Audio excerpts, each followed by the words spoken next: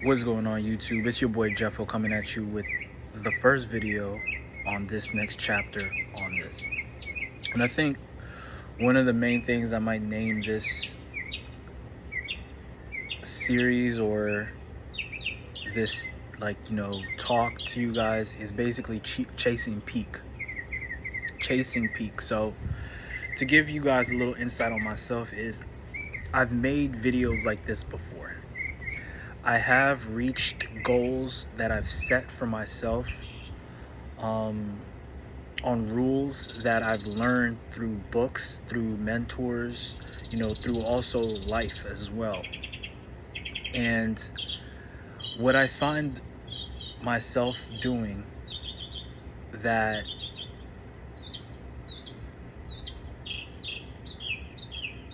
makes me revert back to my old ways is deviating from these rules. And whenever I deviate from these type of rules, these kind of like concepts, I find that things get a little bit more difficult. Things don't seem to work out as much, though not saying that if you follow these specific rules everything will turn out, but this is basically the foundation of what I use whenever I need to achieve a goal.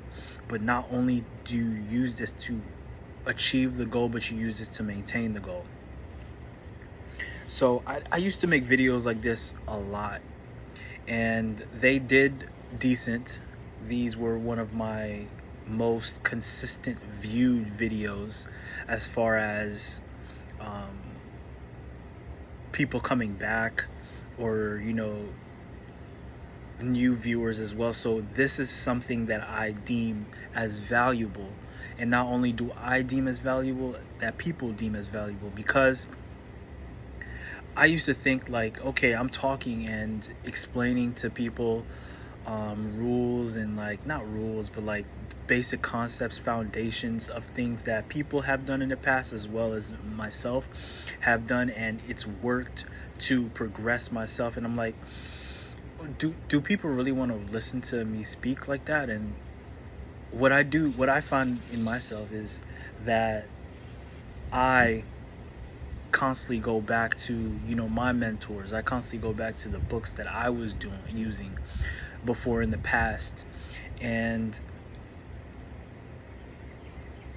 like I said, these were my most viewed videos, so obviously this is something of worth, and people do need to hear this, because there might be people in spots where they may not know how to dig themselves out. And I find one of the main things that I wholeheartedly believe is that if this video is for you, it will find you. I mean, it will.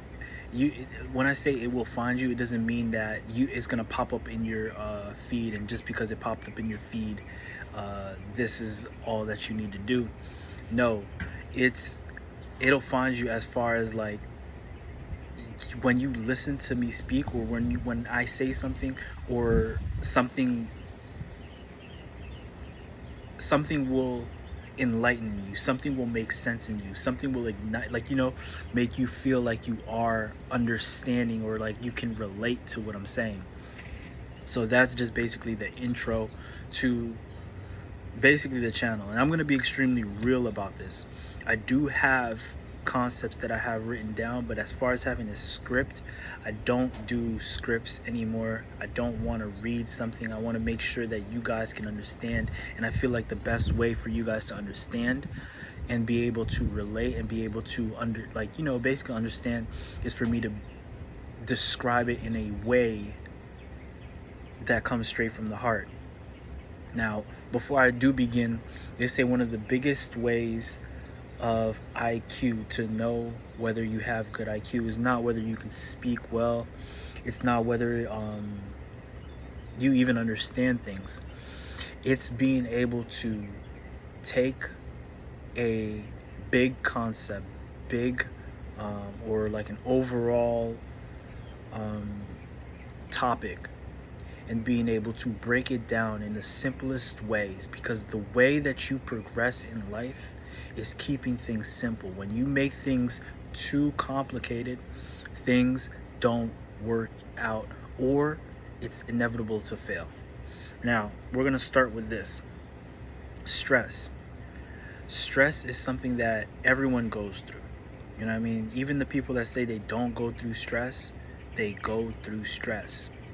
And one of the main things that will make you become peak or elevate, or whatever you're trying to do, get over this obstacle, is being able to manage stress. Now, me, I will say this: there are periods in time, parts of my life where I'm not in stress, right? And I'm going to give you an example. I am currently in school. I'm learning, right? And when I'm in class, when I'm actively in the semester, you have tests, you have quizzes, you have lectures, you have, days where that you have to do, homework, right? So you're in constant stress. What the school normally does to you, it keeps you in stress because this is the only way that you are going to actively every single day do what you need to do, or make sure that you're staying on top, or you will not make it to the next step. Now, growing up at a younger age, I did not take the homework and the test school seriously. I did not take that seriously. And I reached a point where in high school you have to have a certain GPA to be able to walk with your peers. And I remember being told, getting pulled out of a room. Everyone that was on the hinge or was below would get pulled out of the room, and the counselors would come and talk to you and say, hey, the way that you are going right now, you are not going to be able to walk with your friends. I know you have plans of graduation, I know you have plans of all this stuff, but this will not happen if you do not bring your grade up. And I remember being in high school, being petrified, like scared. I was like, it went from not caring, okay, I got a C, I got a D in class, to I need to get A's, right? And with that, I locked in. This was before watching YouTube videos. This was before anything. Like, I opened the textbook that I got in the beginning of the school year that I never opened. I started studying on my own time. I started telling my friends, no, I'm not going to be able to, go out with you guys because I have to do this. And some people I lost. Some people understood. Some people were on the same path as me and were like, yeah, I'll see you at graduation. I'll see you when you get it. I understand, bro. And I was in that stressful mode. But that stress is, you have to learn how to manage stress, because stress, like I said, is a good thing, right? Anything that you have in you, like you can have anger, you can have stress, you can have whatever you have, right?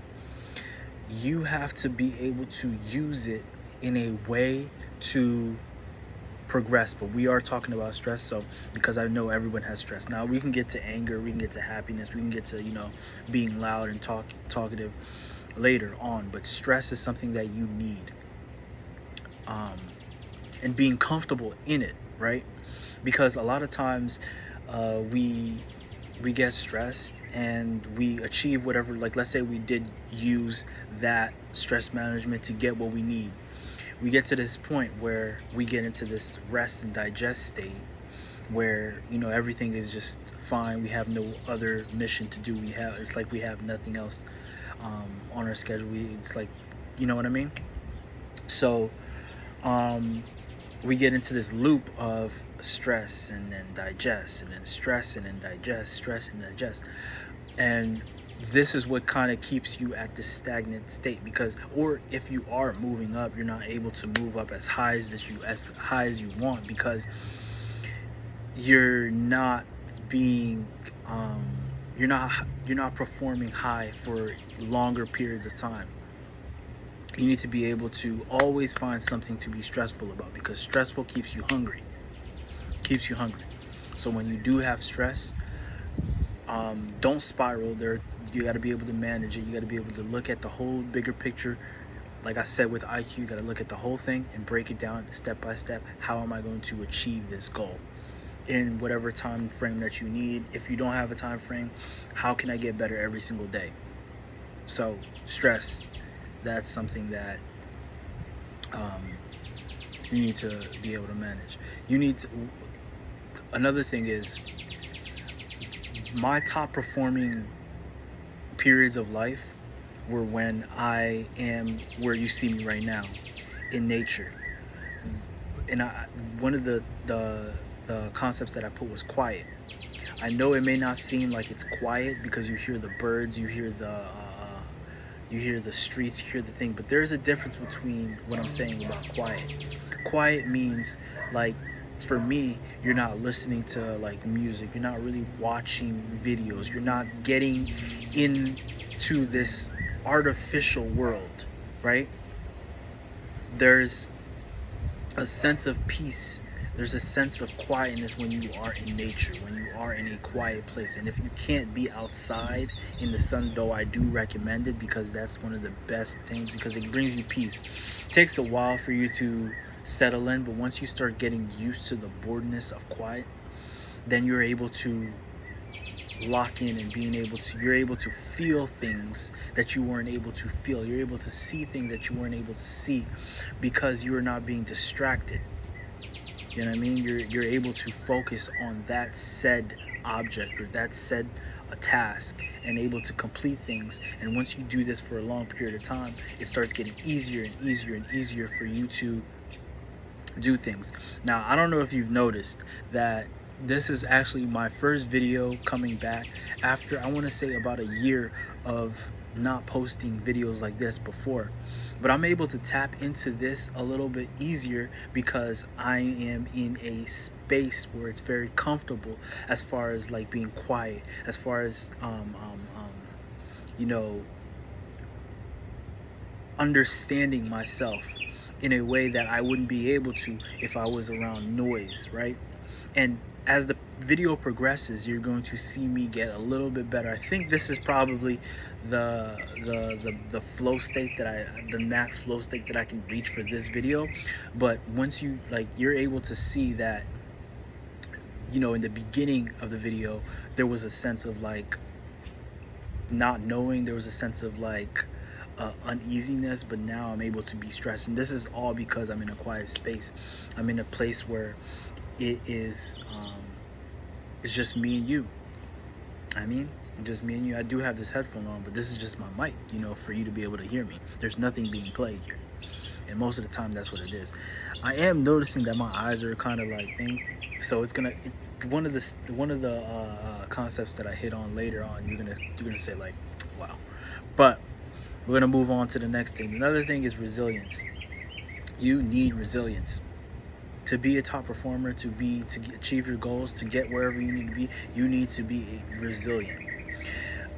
And when I was younger, I didn't really have the thought process of the resilience. I did have it, but I didn't know what it was.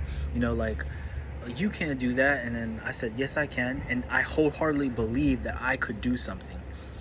Even though, you know, let's say the people were saying something, or you know, there was a stat that said something, or like, you know what I mean? Like, you need the resilience in you, like the I can do it attitude. And it at first, you know, when I was younger, it was easier.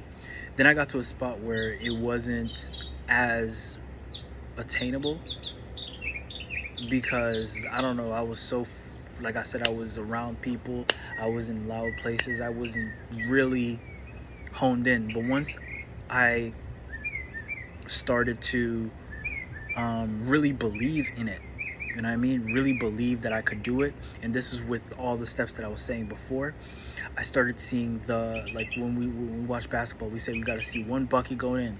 I saw one goal achieved, and I was like, that was actually hard. And in the beginning, I didn't think I could do it, and I ended up doing it. So that means I am capable of doing something.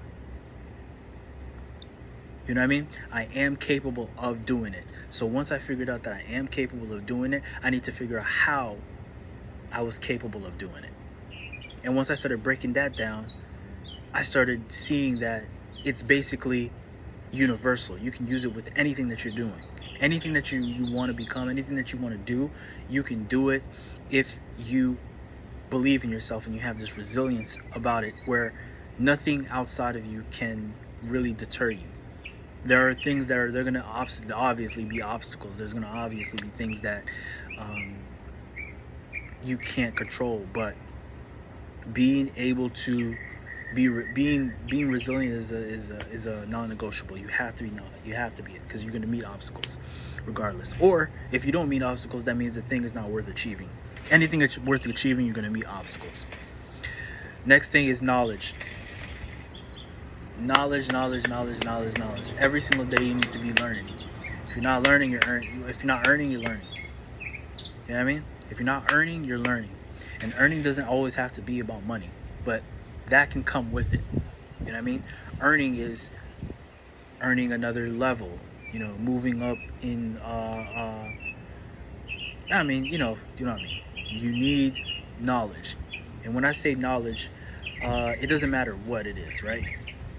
It really doesn't matter what it is. Everybody learns completely different. I will say one of the main things that you do need though is books. You need to read books. Books is one thing that you have to do.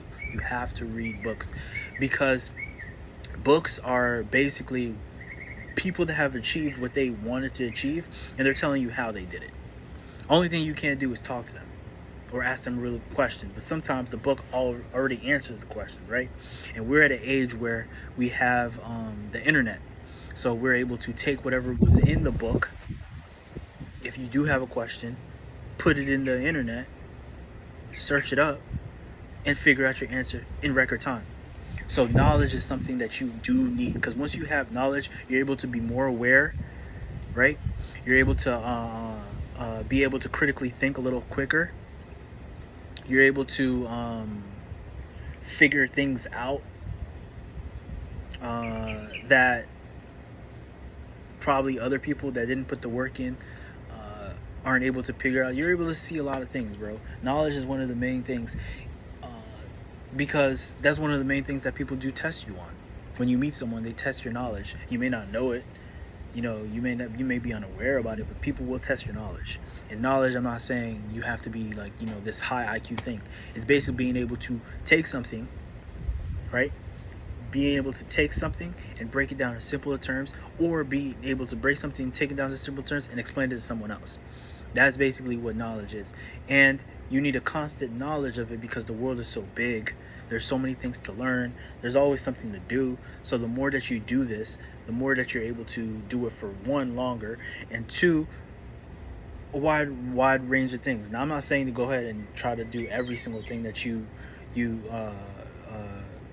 in the world, because you do have to focus on one thing. If you're doing too much things, you're not able to be focused. But that's beyond the point. The more that you learn, there's a way that you start seeing that things interconnect. Last thing that I will say that is very, very important, and I do notice this is probably one of the biggest things. This is probably one of the biggest things because this is how it starts, and this is one of the hardest things to actually get back in line for me. And for me right now, I'm not the biggest, right? But this is not the smallest I've been. I'm actually out of shape for what I am, and I'm actually pretty much in shape right now. But I've been in better shape, and I felt the difference between me being in shape and me not being in shape. So one, you gotta work out. You gotta work out. You don't have to be in the gym 2-3 hours a day, but you have to work out.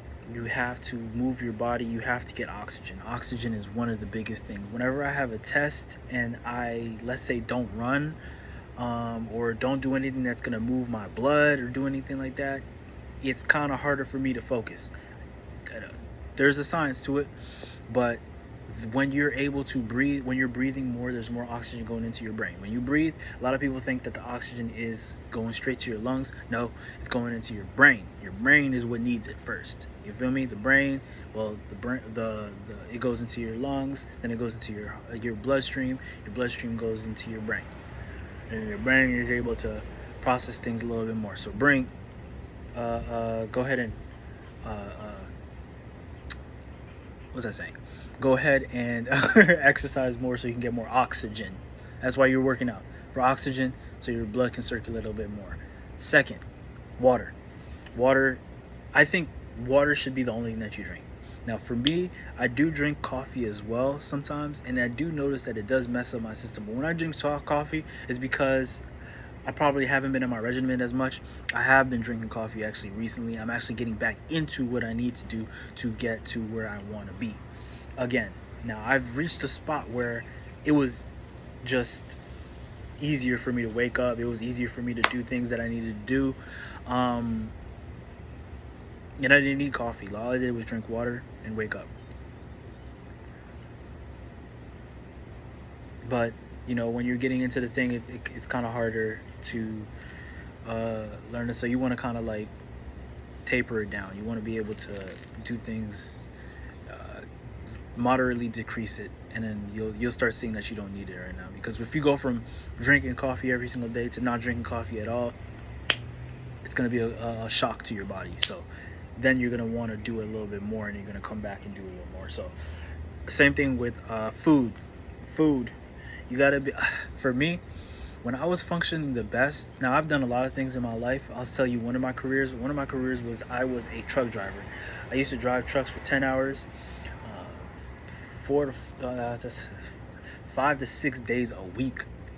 And I would be within my thoughts. This is how I was able to learn a lot, because I was, driving 10 to something hours. You have to stay focused on one thing, and you can only listen to so much things for a long time before it starts hurting your ears. So I was able to be in quiet times for a long period of time.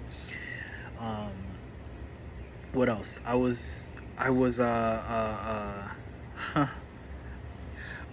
eating one time a day, right? And it was very intentional. Like everything that I'm telling you right now, you have to be very intentional to do. Like being a top performer, being the best self that you could be, locking in, you have to be very intentional with it. So I would eat one time a day, and that hunger made me want. Now you got to taper it off. There's a certain amount of level where, okay, I've eaten too less, where it starts affecting my productivity. But you need to eat just enough to where like you're kind of hungry, and not enough to where like you're full. And when you start doing it every single day, you'll start understanding it. You have to do things consistently. You have to do things back to back to back to back to back. And one thing that I did notice is you're able to, because every day is going to be kind of different. Some days you did a little bit more, so you might need to eat a little bit more. So it's kind of changeable. But what I did was I would pick one specific time a day that I would eat. And even if I was hungry beforehand, I would force myself. And it was one of the hardest things. That's crazy, right? One of the hardest things that I had to do was learn not to eat when I'm not supposed to. And once my body started adjusting to it, and I was implementing all the other stuff, you become like it. That's where things start like doing all the stuff that I said beforehand, and then eating one time a day to where like you're kind of hungry and you're not too full, but you're not in a stupid deficit where like you can't do anything productive. That's where things start shooting, right? And you want to sleep. But what I will say about sleep is, if you're doing all the other stuff, you'll start seeing that the energy that you use throughout the day, depending on what you do, right? Like you have to get used to what you do. But like you'll start seeing that you'll start leaning less and less and less and less sleep. You'll start being able to wake up, and you start getting excited to do the work. Because if you're doing something and you're staying quiet and you're doing, just the specific things that you're doing, it forces your mind to make it fun. what ends up happening and what kind of brings people back to reality or something is when they slip up a day and they start seeing like, oh, I'm having extremely fun doing this one thing, right? This is way better. Like being boring is like doing the boring things is not as fun as this, but it's not really fun. It's just stimulating a little bit more. And when you have too much of those things that overstimulate, it becomes bad. Too much of anything is too bad. Too much of this is a little too bad. You do need breaks as well, but this is something that you can do more because like you can do more because you're doing less. If you're doing more, you can't do more of more. It brings you down. So I hope this helped, and I'm gonna see how this video does as far as things. I'm still gonna post. You know, there might be people that I don't know. I don't really understand how to uh, like I said, it's gonna find the people that it's gonna find the people. But I will make videos, but I'm not gonna force it because last time I was starting to make videos like this, it was kind of forced. It was kind of stuff. I want to be able to give you the real.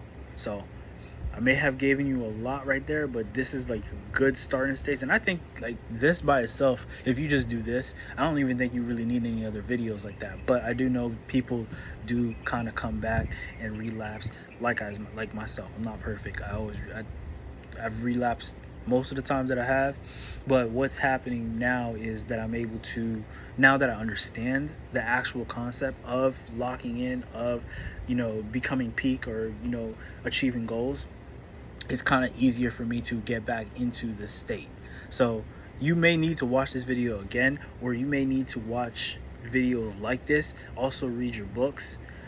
One thing that I will say before I go is, even if you don't watch me consistently, pick one person that you watch consistently, because once you start doing too much, once you start getting overloaded, like people are telling you this, people are telling you that, people are telling you this, you're moved into like different directions and you're not able to focus on the path at hand.